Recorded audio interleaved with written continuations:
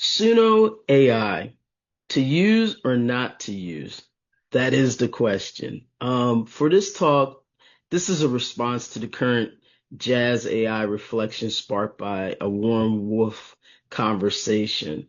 Um, I thought he really made a very interesting video, and I felt it deserved a response and not a negative response at all. I thought his story about being at the gym and talking to a gym friend and their background and that having a friend who wanted to monetize their music and him listening to the music and finding out that it was in fact AI generated music, and it's kind of shocked him that the sound and the quality of the music was not what he expected. And he had certain reactions from it. And if you want to, you could probably go to his page and listen to it. Um, so this is the background that my response came from. And so, it's circulating and it helped reignite an important reflection in the jazz world, but not just the jazz world, music in general, which is wholly um, based on Black musics that were created in America. What do we actually do with AI in music? More specifically, what do we do with tools like Suno AI that can generate harmonic language, stylistic phrasing, and jazz-like ideas in seconds? So the question becomes, Suno AI to use or not to use? That is the question. But underneath it is something deeper. Who gets to define what counts as legitimate jazz in the first place? So the outrage cycle is predictable. Every new tool in music triggers the same reaction. This isn't really music. This is disrespecting the craft. This is going to destroy the art form. This is cheating. We've heard it with drum machines, sampling, auto-tune, DAWs, and now AI. And yet the music never disappears. The tools change, the fear repeats. But the real issue is rarely the tool itself, it is the access. And I want to go a little bit further in the weeds with that. The current music industry is definitely got a lot of issues. It definitely has a lot of issues. And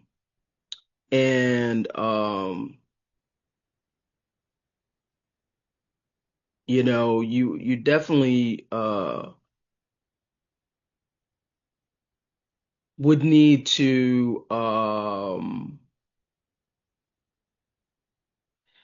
not sure how you would qualify it without attacking how uh the merits of the creativity. I would divide it amongst commercialized music versus non-commercialized music, because commercialized music has definitely taken a dip. Commercialized music, I would say 30, 40 years ago was very sophisticated and very creative. And obviously was very creative for many reasons. There really wasn't a very large palette of history or legacy or foundation of creative music. So that's the probably perhaps the reason why it was so authentic and so creative and so such a brand new what do you call it, a brand new world in respects. And now there's just such a saturation of the market.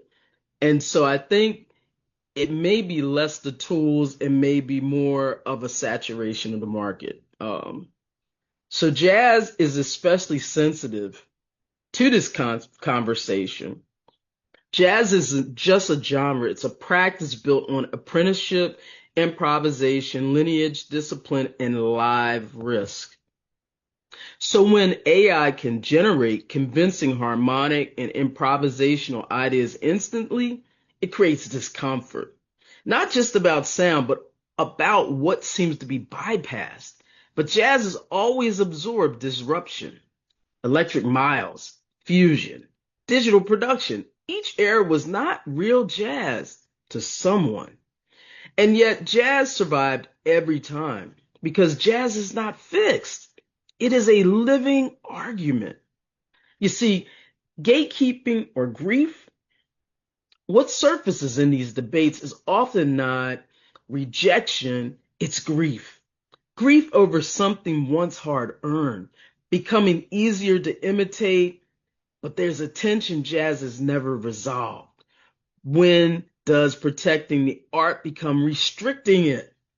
Jazz does not need gatekeepers, it needs participants. Because once we start deciding who is allowed to explore sound, we shrink the very thing that made jazz powerful in the first place. Jazz was never meant to be permission based, it was meant to expand. And this is where the conversation stops being about AI and starts being about us. And so, this is where my article to the public uh, stops, and it goes into the next section. The uncomfortable reality of speed is not the same as soul. And if you want to get access to it, you could get access to it. And I'm not going to go into um, those different parts at this time. Um, but what I wanted to do was just kind of address that um, AI is somewhat scary. It is somewhat scary. There are reasons to be scary. And I do think that there is some thought behind um why should I have done all the work that I have done to come to this point, um, and then AI is just gonna do it. So, and at that, this is the crux of it. I just want to repeat and reiterate, jazz doesn't need gatekeepers because this is where the conversation stops being about AI and starts being about us. It starts being about what we value in the sounds that we create and we consume. And I've been thinking a lot about how much the landscape has shifted. Just going back to what I was saying a few minutes ago, if we look back to 50 to 60 years ago, the commercial music space wasn't this crowded. I mean, scarcity was the rule. But today, we are living in a state of absolute saturation. Originality used to be about being the first to find that sound. Today, originality is about being the only one who can carry your specific perspective. Those are differences, major, massive differences. And here's the uncomfortable truth. Commercialized music has become a race to the middle. Um, Algorithms and tools like Suno AI are built to give us the most likely version of a song, in my opinion. Um, they thrive on the aesthetic of the average.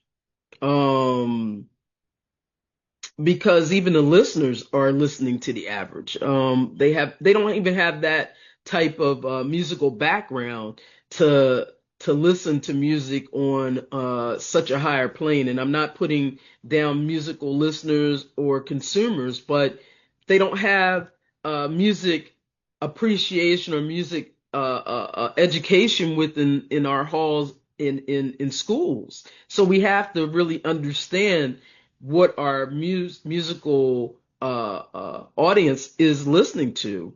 So they give us what is safe, what is repeatable, and what is perfectly correct.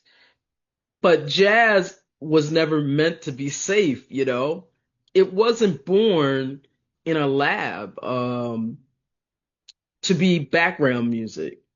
Although a lot of it has become background music for a productivity playlist, it was born in the dirt, in the struggle, and in the risk. That's why, like, sometimes when I go hear jazz in jazz clubs and see certain people on stage, I know people are really uh, thrilled about it, but to me, it's not jazz. It's not dirt. It's not grit. There's no struggle. It's clean. It's posh. It's, you can have all the technique in the world, but it doesn't make it jazz. And that maybe makes me sound like an elitist, but I just know what behind jazz is because I am within the culture of jazz. It is part of my cultural DNA. I don't appropriate to get to it. I am in it. I live it. I'm a marginalized person. And that doesn't make me better than anybody, but I know the experience. I'm part of that experience. I'm part of that diaspora. Um, so when a market is saturated with a digital perfection, the value of a human mistake goes through the roof, right? And AI can't fail because it doesn't have anything at stake, you know? It doesn't have a reputation, it doesn't have a lineage, it doesn't have a soul to lose. But when a human musician reaches for a note and barely catches it, or misses and finds a way to turn that wrong note into a new truth, that to me is where jazz lives. And that to me is the difference between a legend and a non-legend or someone aspiring to be a legend, you know. Um, so when I say jazz doesn't need gatekeepers, I mean the era of asking for permission is over. Um, and I as a musician, I'm not asking for permission to be. I cross the bounds of all types of styles of music, and I know I annoy the hell out of a lot of people within my ranks, and that's okay, and I'm fine with it. I am totally fine with it. Um, Gatekeeping was a tool for a time of scarcity. It was about who got on the radio or the record deal. But in an era of AI and abundance, gatekeeping is just ego. It's an attempt to narrow music that was always meant to expand. And the real resistance to AI isn't a ban. It isn't a protest. The resistance is your practice. Our job isn't to police the tools. Our job is to deepen our own fluency. If a machine can simulate jazz, R&B, alternative R&B, fusion, uh, like sound in seconds, it's challenging us to be more intentional, more expressive, more unmistakably human. Um, Jazz doesn't need permission to slip. It doesn't need a regulator. Think about Miles. This is his centennial year. He didn't even try to gatekeep jazz. He didn't need permission. That's why he was so and still is so influential. It just needs participants. It needs people who are willing to put their lived experience on the line every time they pick up an instrument. So use the tools or don't. That's your choice. But whatever you do, make sure it's you talking and not just the echo of a machine. I'm Saria Ben. This has been my Ben Talk. And thanks for being a part of the conversation. I want to hear what you got to say down in the chat. Um, I really want to keep this music conversation going. AI, jazz, and music in general and the human element. This has been my Ben Talk. Awesome, awesome, awesome.